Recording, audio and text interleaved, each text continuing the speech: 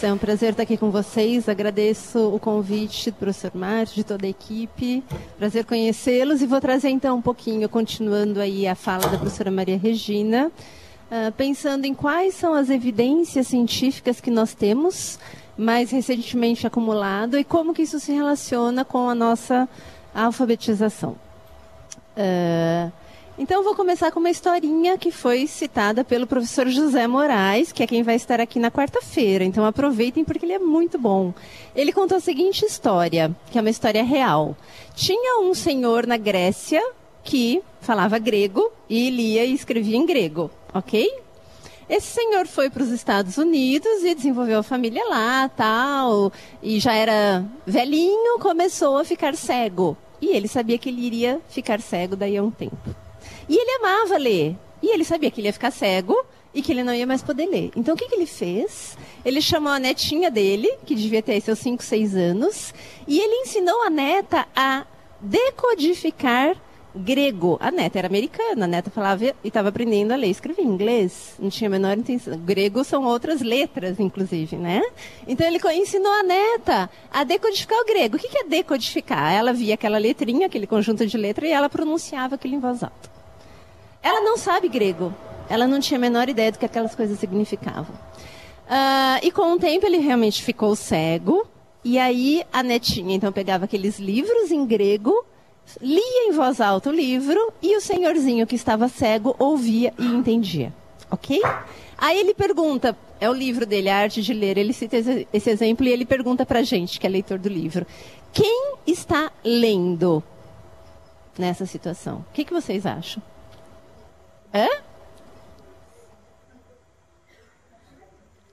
Então, o que ele fala é que quem está lendo é o conjunto dos dois.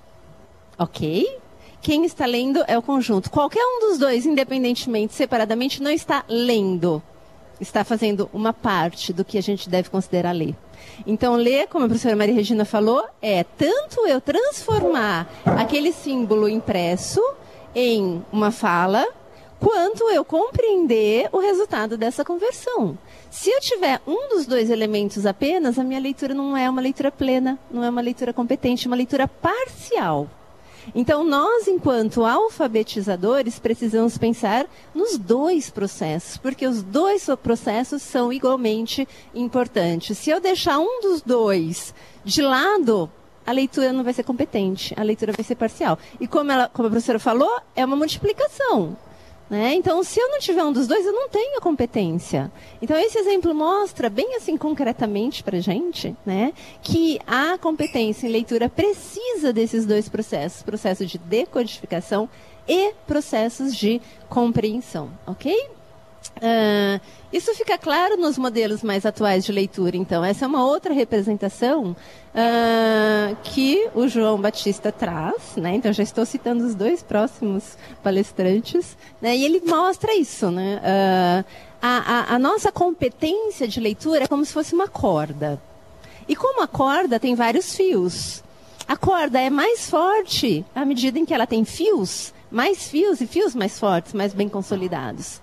Tá? Então, cada fiozinho desse é uma competência que a criança vai precisar ter. Só que eu tenho grupos de competências. Eu tenho um grupo que é a competência da compreensão e eu tenho um outro grupo que é a competência desse reconhecimento de palavras.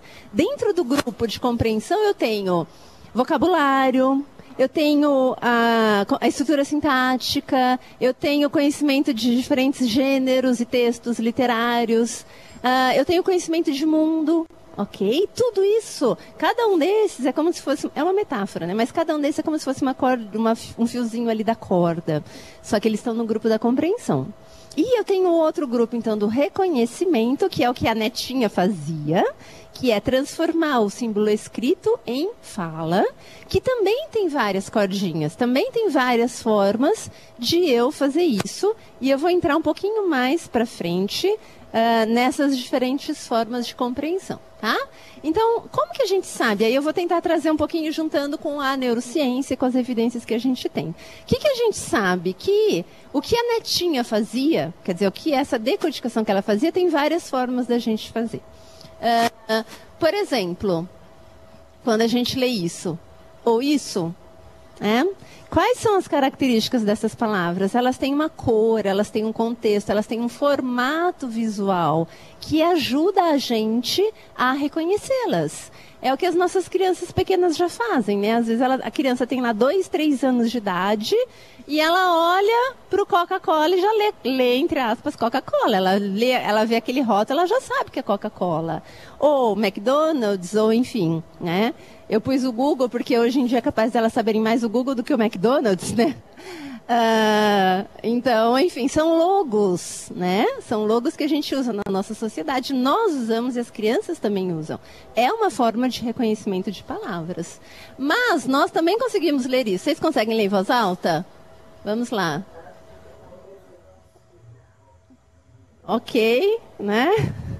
Cloridrato de ciprofloxacino. Deve ser assim que lê, eu também não tenho muita certeza. O que a gente fez para ler isso? A não ser pessoas que já, por exemplo, usem esse remédio, já estejam muito acostumadas com ele, né? Mas quem não usa, vai silabando a leitura. A gente está parecendo a criança lá do 1º ano do 2º lendo, né? Ciprofloxacino, enfim. Então, essa é uma outra forma de leitura. Vejam que ela é bem diferente da gente ler o Google, em que a gente bate o olho e já reconhece. Aqui não, a gente tem que ir silabando, tá? Ou, por exemplo, leiam para mim em voz alta, por favor. É uma palavra do português. Eu até procurei no dicionário, mas eu já esqueci o que significa. Mas vocês podem depois fazer um Google, né? Dar um Google. Googar, existe até o verbo agora, googar e ver o que a palavra significa.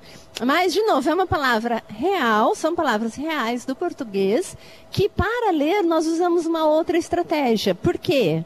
Porque elas são palavras desconhecidas pro leitor. Aí entra a característica do leitor. O leitor não é familiarizado com essas palavras, portanto a estratégia é outra. E aqui, vamos ler em voz alta, por favor? De acordo?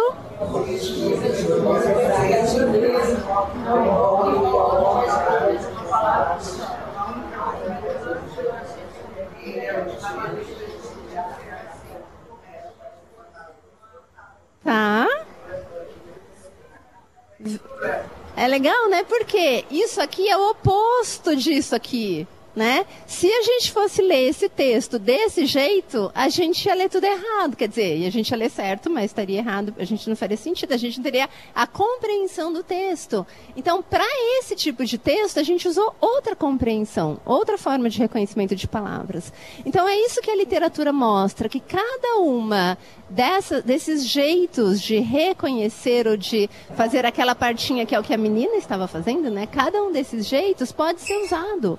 E o uso de uma ou de outra é uma interação entre o texto a ser lido e as características do próprio leitor. Tá? Então, a gente não tem uma forma só de reconhecer palavras, a gente tem várias.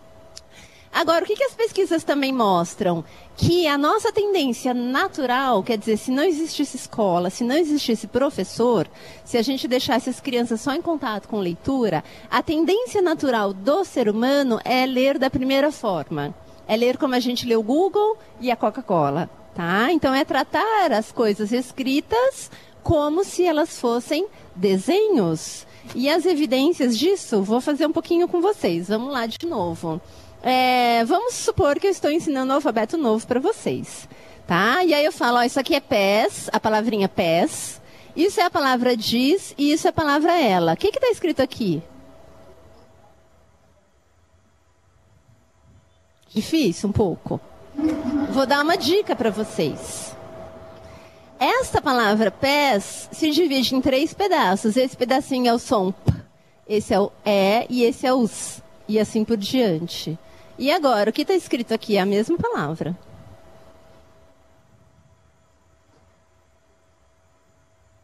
Hã?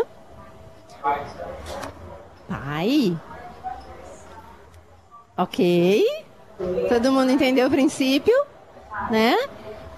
Esse é o princípio alfabético que a professora Maria Regina falou. O princípio alfabético é as letras correspondem a pedaços da fala. Quando a gente se depara com uma palavra que do ponto de vista escrito, ela é nova. Não é que a gente nunca ouviu, que a gente não entende. É que do ponto de vista ortográfico, ela é desconhecida para a gente. A gente pode usar este recurso para derivar qual é aquela palavra, tá? A gente entende o que é isso? Vocês sabem o que é pai? Sim. Por que a gente... vejam, a gente decodificou, não decodificou? Decodificação permitiu a compreensão? Permitiu, porque a compreensão é um processo de outra natureza. A compreensão é um processo do significado, do conceito, da linguagem oral. E o reconhecimento foi uma via para a gente chegar à compreensão. Tá? Então, o que a gente pensa, o que a gente sabe hoje em dia, é que quando a gente dá um princípio alfabético, quando a gente dá instruções de correspondência entre as partes escritas, no nosso caso, as letras, e as partes faladas, no caso, os sons, a gente está dando para a criança a mesma coisa que a gente fez aqui, olha. A gente está dando à criança ferramentas para ela usar para decodificar palavras novas. Tá? Isso não tem nada a ver diretamente com compreender ou com não compreender. Isso tem a ver com decodificar, essa é a parte da netinha, tá? Compreender é a parte do avô. Compreender é um outro processo que nós temos que ensinar junto, paralelamente, durante a alfabetização. Tá? Então, voltando às evidências de pesquisa aqui, que a gente sabe, então. A gente sabe que tem diferentes formas de reconhecimento de palavras. A gente sabe que se a gente não ensinar a criança, ela vai ficar naquela primeira, que é a leitura logográfica, mas que a gente não consegue ler palavras novas, palavras desconhecidas, se a gente só tiver aquela leitura. Se a gente só lê logograficamente, a gente só vai ler aquilo que a gente já conhece. A gente vai ser incapaz de ler palavras novas. Isso que eu fiz com vocês, aquele exemplo, foi feito com pesquisa científica, né?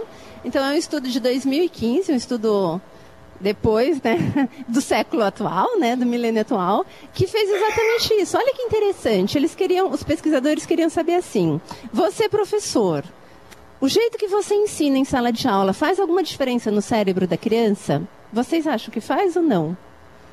Faz. Eles mostraram isso comprovadamente por meio de neuroimagem. Então, olha que interessante.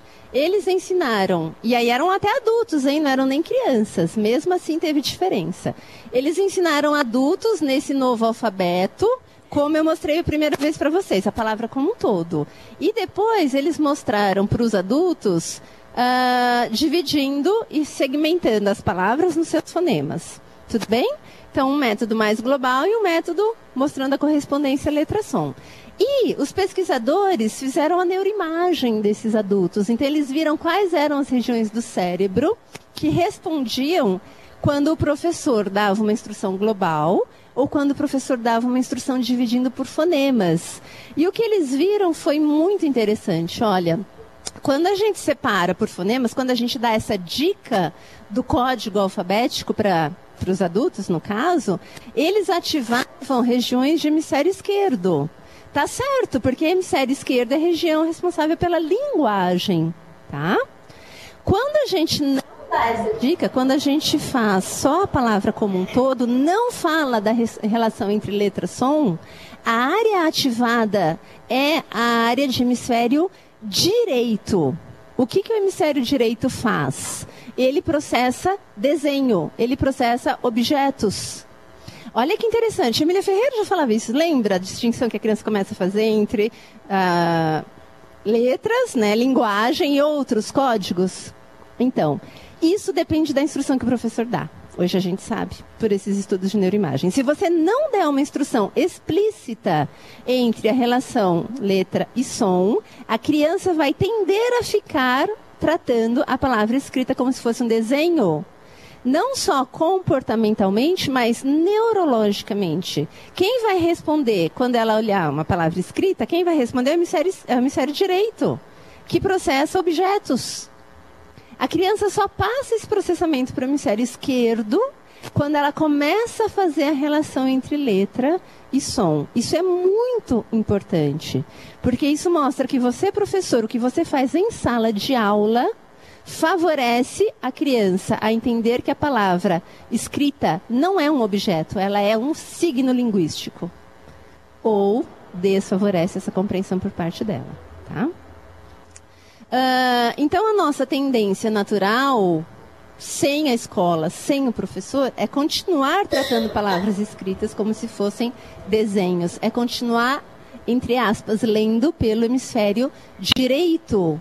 E isso só muda, só passa para o hemisfério adequado, que é o hemisfério linguístico, quando a criança recebe instrução da correspondência entre letra e som. Tá? Isso está bem documentado pelos estudos de neurociências.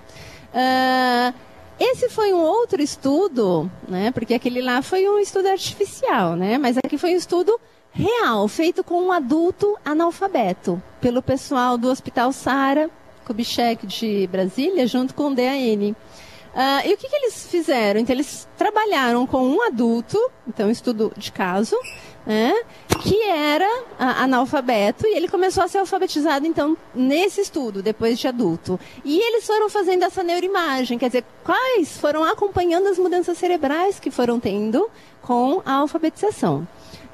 E eles começaram trabalhando com um método que era global até silábico, tá? Eles ficaram trabalhando com esse adulto, com um método global, com algumas instruções silábicas durante 16 meses. Bastante, né? 1 ano e 4 meses. Tá? O que eles observaram? Muito pouca diferença de ativação neurológica. Muito pouca diferença. O estudo está publicado, vocês podem ler depois. E pouquíssima evolução em termos de leitura escrita. Na 17ª semana, eles mudaram para uma instrução em que havia correspondência letra-som, em que o princípio alfabético era explicitamente trabalhado. E olha a diferença de ativação que a gente tem no cérebro dele em um período muito curto de tempo, em relação a 1 ano e 4 meses que ele tinha ficado sendo trabalhado antes. Tá? E isso foi acompanhado de melhora em consciência fonológica e de melhora em leitura e escrita, que era o objetivo, ele estava sendo alfabetizado. Então, o que o estudo mostrou? Que mesmo no adulto, numa situação real, quando a gente introduz a instrução fônica, a gente desperta regiões no cérebro que não são ativadas para nenhuma outra função, exceto para reconhecer palavras escritas. Então, a gente tem essa região do cérebro, que é chamada agora de a área da forma visual das palavras, que é uma área que fica especializada para leitura. É assim, quase que como se a gente fosse fazer um exame neurológico para saber se a criança está lendo ou não. Sabe, ninguém vai fazer isso, né? Mas se a gente pudesse fazer, seria isso. Será que essa área já está sendo ativada quando ela vê a palavra escrita ou ainda ela está fazendo hemisfério direito? Tá? Então, alfabetizar é quando a criança passa a fazer esse reconhecimento do ponto de vista neurológico para o hemisfério esquerdo. E isso aconteceu tanto naquele primeiro estudo quanto nesse, que é um estudo conduzido no Brasil, quando a pessoa recebe a instrução da relação entre letra e som. Tá? Ela precisa dessa informação, ela precisa entender. E isso, gente, não é uma memorização básica, isso é uma compreensão de um código, tá? Extremamente sofisticado. Ela precisa entender esse funcionamento do sistema escrito. Ok? Muito bem. A mesma coisa a gente observa, por exemplo, na dislexia, que é um outro estudo, né, um outro transtorno com uma alteração neurológica que nos informa muito sobre como que as pessoas leem. Vejam, aqui em cima a gente tem neuroimagem de crianças sem dislexia, tá? E aqui embaixo a gente tem a neuroimagem de crianças disléxicas. Vejam que nas disléxicas não tem essas ativações. Estão vendo? Esses vermelhinhos são áreas ativadas. Aqui a gente não tem. Tudo bem? Que regiões são essas? São as regiões que processam sons da fala. Aqui é uma tarefa de rima. As crianças estão vendo se 2 letras rimam ou não, não é nem escrita. Então vejam que a dificuldade das crianças com dislexia, ela é prévia à leitura propriamente dita. Ela já está presente quando a criança tem que analisar a fala do ponto de vista fonológico, quando ela tem que analisar os sons da fala. Né? Então a gente tem uma hipoativação aqui. E aí, o que a gente faz com essa criança? Dá remédio? Põe o professor para trabalhar com ela. Olha aqui o que acontece depois. Olha a ativação no cérebro das crianças depois que o professor começa a trabalhar sistematicamente com relação letra-som. Olha como era antes e olha como fica depois. Tá? Então, assim, quem vai mudar o cérebro dessa criança é o professor em sala de aula, trabalhando com o código alfabético. Né? Isso é muito importante, é muito legal. Tanto que em vários países de Europa, América do Norte, a dislexia ela não é considerada... No Brasil também não é, né? Se a gente vê lá a lei do atendimento educacional especializado, por que não tem dislexia lá? Porque quem trabalha com dislexia é o professor dentro da sala de aula. Ela não precisa de um atendimento especializado. Ela precisa da instrução que ela pode ter dentro da sala de aula. Não precisa tirá-la, não precisa de um recurso extra para ela. Eu preciso fazer o que é certo, né, na alfabetização regular. Tá? É por isso que ela não é considerada um quadro que requeira atividades extra-sala. Né? E, de fato, as pesquisas mostram isso. Olha, a gente consegue essa ativação. Tá? Muito bem. Então, nós temos já bastante evidências de quão importante é essa instrução.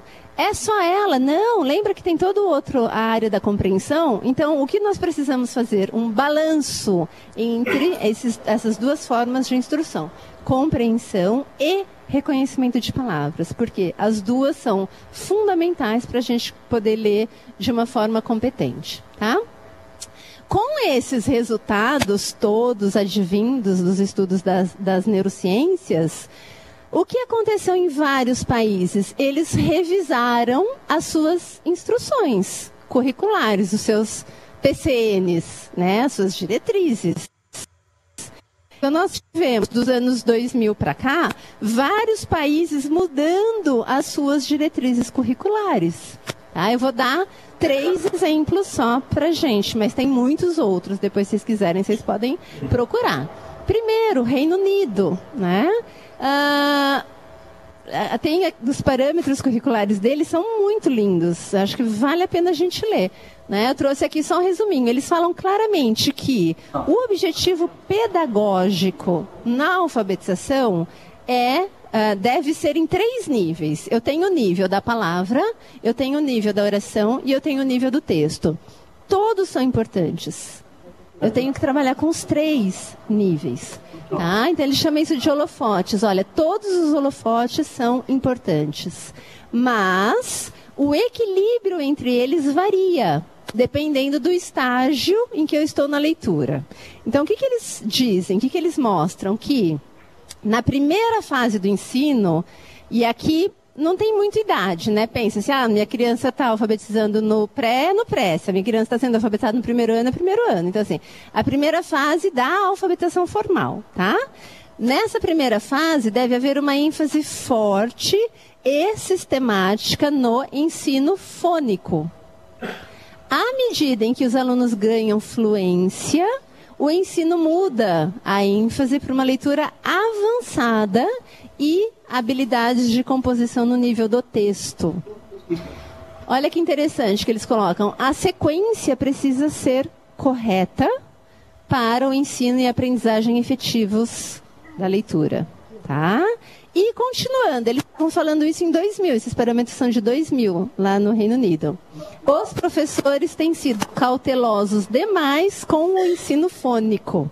Olha que interessante. Quer dizer, os professores fazem tudo muito bem, mas quando chega no fônico, ele fala, acho que eu não preciso fazer tanto. Né? Ou, eu posso trabalhar mais com texto. Né? O que eles estão falando aqui, não, ele é tão importante quanto o texto. Tudo é importante, os 3 holofotes são importantes, a gente precisa trabalhar com cada um deles. E tem uma sequência. Tem uma sequência que, se eu não seguir, eu posso ter menos efetividade no processo da alfabetização do que se eu seguir. Estados Unidos, idem, também de 2000, os novos parâmetros deles. E eles fizeram uma coisa que é bem interessante, né? Eles perceberam que os alunos americanos estavam ficando piores na leitura. Eles começaram a ter um declínio na década de 80, de 90. Aí eles formaram uma banca. Tá? O governo formou uma banca. Falou, quero saber o que está acontecendo. Se virem, vão ver, vão estudar digam pra gente o que está acontecendo e como que a gente pode reverter essa situação. E aí, nessa banca tinha pai, tinha professor, tinha gestor, tinha pesquisador, tinham todos os representantes, e eles estudaram 115 mil estudos. Eles pegaram esses 115 mil estudos publicados sobre leitura, analisaram todos e fizeram um relatório. Esse relatório é formado por 5 pontos, que eles consideram que são os pontos fundamentais para a alfabetização.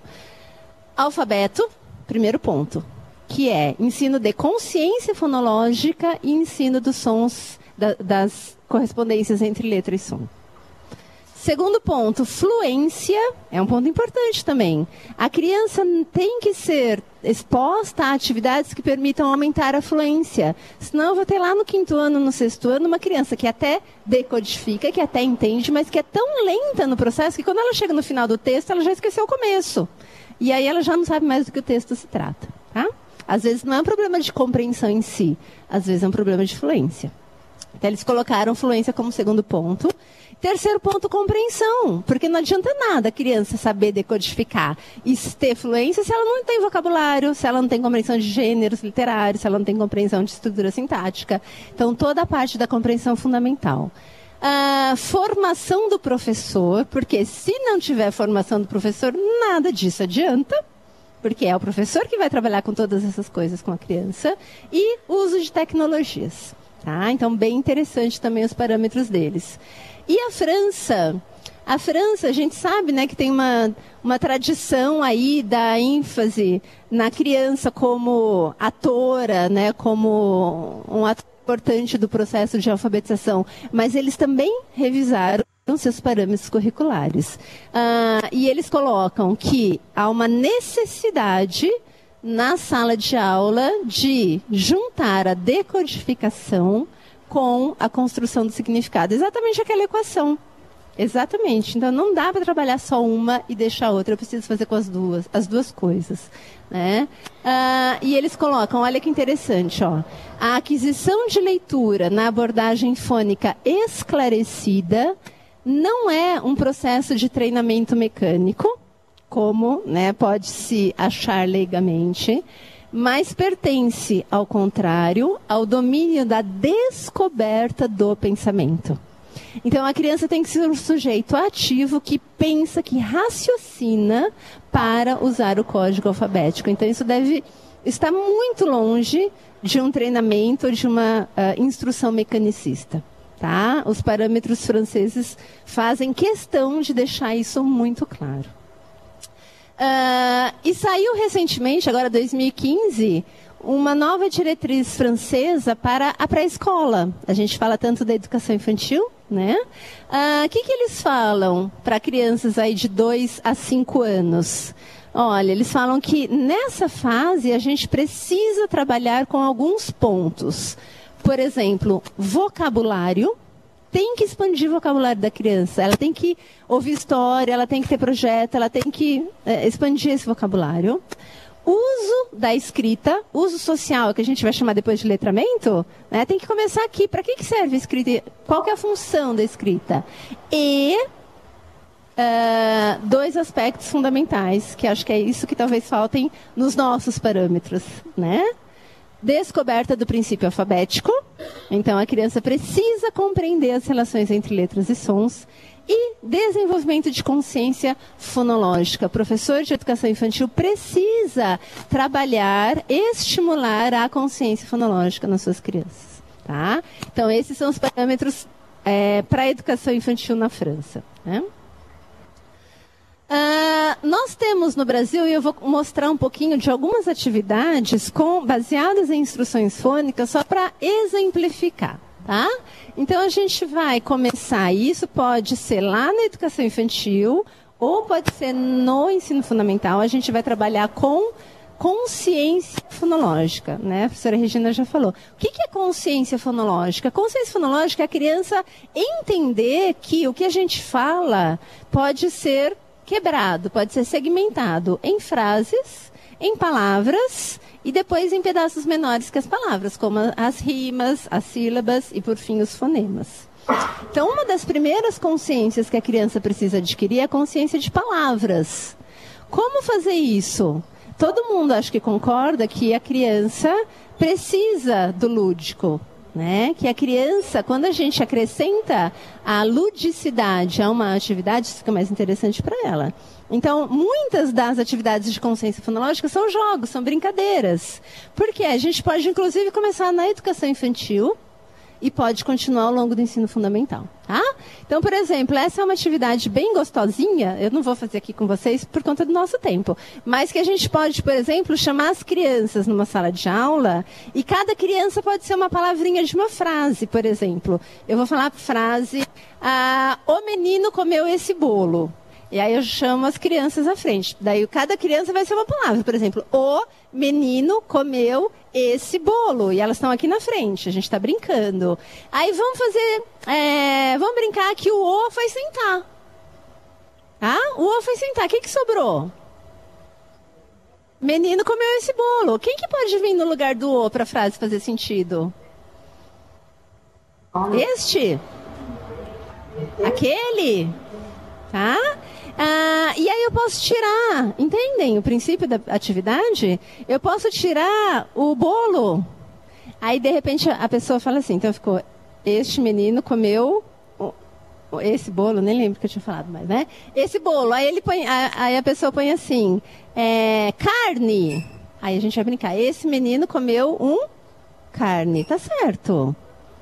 Não, não tá. Então, o que a gente vai trabalhar nessa atividade? A ideia de que o que a gente fala é segmentado no nível léxico e que a gente precisa respeitar algumas regras para fazer essas combinações. A gente está começando a fazer a criança ter a consciência metalinguística, consciência sobre o que ela fala. Ela parou para pensar na fala dela. Ela parou para pensar que não dá para combinar com carne. Que tem que ser uma, então tem que tirar as duas palavras juntas. Ela parou para pensar que o menino não é tudo junto, porque o pode sentar. E pode vir este. Ela deixa de aglutinar quando ela vai escrever o menino. Ela passa a ter menos erros de hipersegmentação ou de hipossegmentação. E isso tudo, veja, eu estou trabalhando oralmente com a criança por meio de um jogo, de uma brincadeira, que eu posso começar lá na educação infantil. Tá? E aí a gente pode trabalhar com vários conceitos de concordância nominal, concordância verbal, enfim, não com esses nomes, mas eu estou trabalhando com esses conceitos. Tá? É uma das atividades, por exemplo, que compõe uma alfabetização com instrução fônica. Depois da frase, a gente pode ir, por exemplo, para níveis menores. Por exemplo, o fonema, poderia ser a sílaba, a rima, a literação, o fonema. Aqui é um jogo que a gente usa para desenvolver a consciência de fonemas. É um dominó. Só que em vez de ter números, a gente tem desenhos. E a criança vai, então, juntar. Então, vejam que em cada carta nós temos 2 desenhos. Por exemplo, aqui eu tenho milho e pintar. Aí as crianças vão brincar. Só que aqui ela vai ter que colocar um que comece com p de pintar ou um que comece com de milho. Então, eu estou brincando, eu estou dando um jogo para a criança, mas é um jogo linguístico, em que ela vai ter que, de novo, parar para pensar qual é o fonema inicial de milho, qual é o fonema inicial de pintar. Eu estou trabalhando com uma habilidade que vai ser fundamental para quando a criança começar a ler e escrever.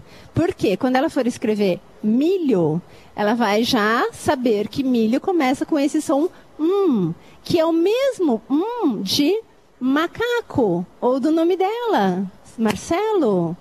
Entendem? A gente está trabalhando com a segmentação no fonema e com a consciência de que os mesmos sons se repetem nas diferentes palavras. Jogo do percurso, também a gente brinca muito com as crianças. Aqui você pode usar um jogo normal de percurso comercial, né? Você pode montar. A diferença é que em vez de dado, a gente usa figuras. E nós podemos fazer segmentações no nível da sílaba ou segmentações no nível do fonema. Então, eu tenho um monte de cartinhas lá, de desenhos. Eu tirei celular. Ok, então eu estou no nível silábico. Vamos lá. Então, celular. Tenho 3. Então, eu ando 3 casinhas no percurso. Entenderam? Ah, eu tirei telefone. Telefone, andei 4.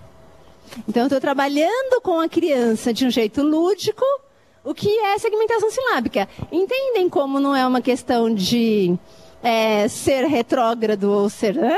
Eu estou trabalhando com a divisão silábica, não é porque na escrita ainda é fonêmica, porque isso é importante para a alfabetização, de uma forma absolutamente lúdica. Não estou fazendo a criança copiar 50 vezes a palavra segmentando as sílabas. Então, o jeito como a gente trabalha tem que mudar. E os princípios têm que ser princípios baseados em evidências científicas. E esse princípio da consciência fonológica é um dos princípios que as evidências científicas mostram, e isso está bastante evidente pelos parâmetros dos outros países, mostram que é absolutamente fundamental para a alfabetização bem-sucedida. Tá? Então, eu posso fazer isso no nível da sílaba, ou depois eu posso fazer isso no nível do fonema.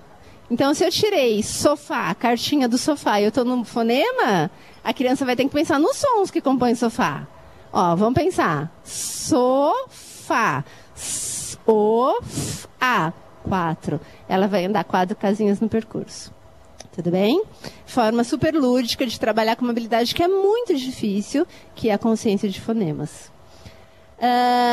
Como que se dá o trabalho com textos? Será que quando você trabalha com instrução fônica, você não trabalha com textos? Claro que trabalha. Lembra dos holofotes? Todos os holofotes são importantes. A questão é que, num primeiro momento, você vai trabalhar oralmente. Porque a criança ainda não lê e escreve de uma forma autônoma. Você vai ter todo o trabalho de compreensão, de inferência, de raciocínio no texto oral. Aos poucos, a gente vai passando para o texto escrito. Dentro essa é a nossa proposta de intervenção. Existem outras, mas dentro da nossa proposta de intervenção, o trabalho com a frase, que a gente segue um pouquinho os parâmetros britânicos. Então, a gente trabalhou no nível da palavra. Antes de ir para o nível do texto, a gente tem o nível da frase, que às vezes a gente pula. Mas a gente não deveria pular porque é muito importante. Por exemplo, eu posso mostrar esse desenho e pedir para a criança escrever uma frase. É uma atividade bobinha? Depende do que você faz com a frase. Depende de como a gente trabalha isso. Por exemplo, vamos supor que eu dou isso e falo para a criança escrever uma frase. E ela escreve assim. A menina ganhou uma corda. Ok? O que eu vou trabalhar com isso? Veja, eu já saí do nível da palavra. Então, eu já não preciso mais me preocupar tanto se ela escreveu a menina corretamente, porque eu já trabalhei. Eu já sei que muito provavelmente vai estar correto, que vão passar pequenos problemas, e aí a gente vai resolver. Mas aqui eu já vou trabalhar, por exemplo, fazendo a distinção para a criança entre fato e inferência. Olha que importante. A menina ganhou uma corda. Isso está dado? Ou isso é uma inferência sua? A gente não vai ver essa confusão depois, lá na frente? A gente não vai ver no Enem sendo redações zeradas porque a criança não entendeu o tema? Criança não, O adolescente não entendeu o tema? Não entendeu a proposta? Vamos começar a trabalhar aqui no nível da frase. Descrição, narração e discussão, posso fazer? Posso. Vamos escrever uma frase representando o que a criança está pensando, o que a menina falou nesse momento. Ou vamos fazer uma frase descrevendo a cena? Diferente, estou trabalhando com esses conceitos no nível da frase. Conhecimento prévio, detalhe versus ideia central. Aí a criança vem aqui e coloca, tem 2 risquinhos embaixo do pé da menina. Não está errado? Não. Mas eu posso discutir o conceito de ideia central. Será que é uma frase que melhor representa o desenho? Ou será que você se atentou a um pedaço, a um detalhe? Tá? Tudo isso eu posso trabalhar nesse nível. Depois a gente introduz sequência de ações para a criança começar a ainda escrever frases, mas agora a gente vai ter uma estrutura textual já. Então a gente tem começo, meio e fim. Aqui a gente vai trabalhar, por exemplo, com sequenciamento. A noção de ter a noção de que os textos precisam ter sequenciamento, eles precisam ter manutenção de personagens. Eu não posso começar com a Maria e terminar com a Joana.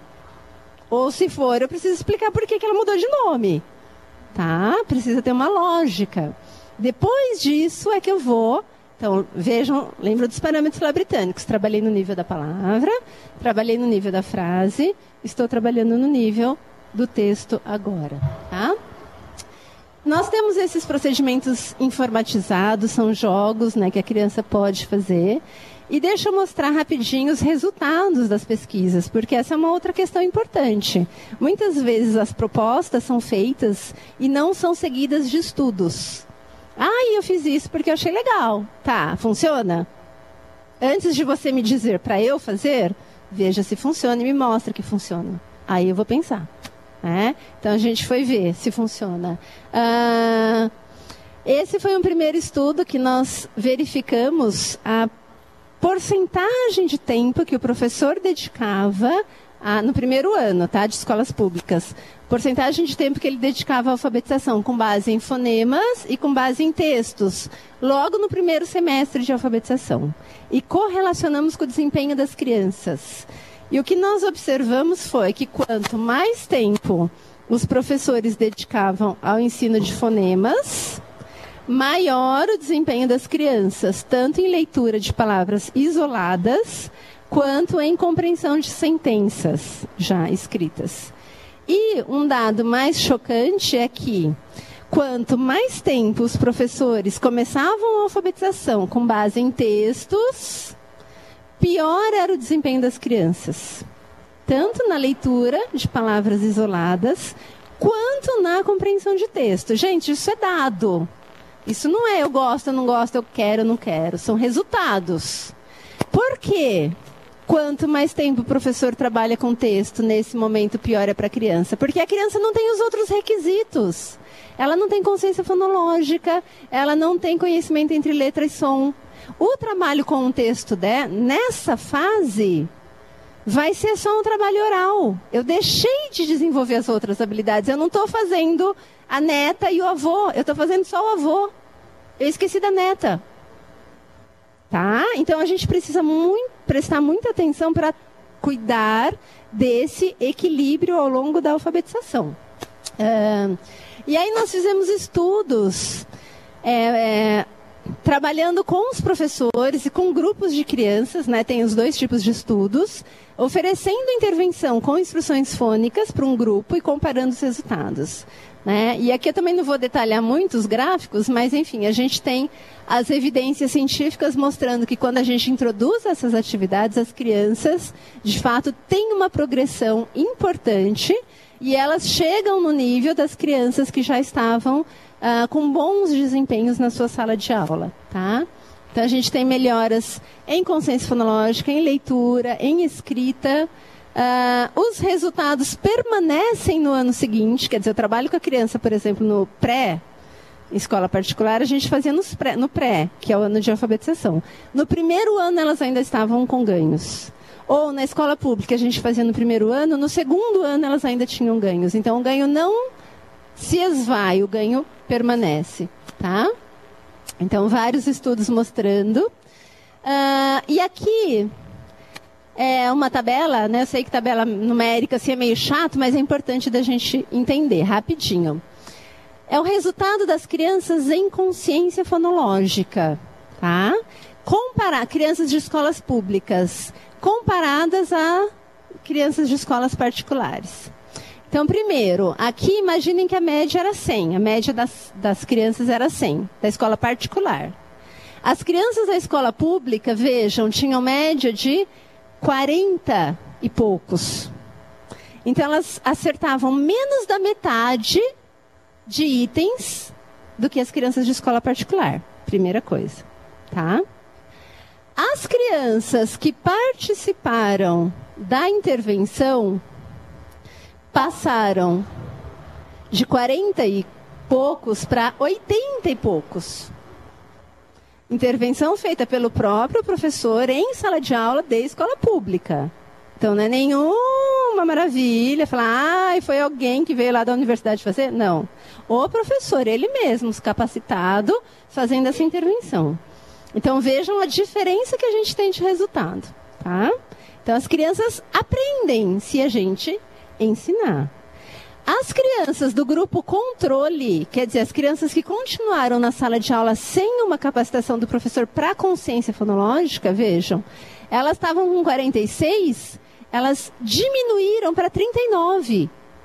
Isso mostra que se a gente não fizer nada, a diferença entre a criança da escola pública e a criança da escola particular vai aumentar, não vai diminuir. Isso é dado, é número, é resultado de pesquisa. Então, de alguma forma, essas crianças elas estão ficando ainda mais defasadas em relação a uma habilidade que elas já estavam ruim. E elas podem melhorar se a intervenção for feita em sala de aula. Tá? Temos resultados com crianças, né, com diagnóstico de deficiência intelectual leve. Também funciona, quer dizer, essas instruções também ajudam essas crianças.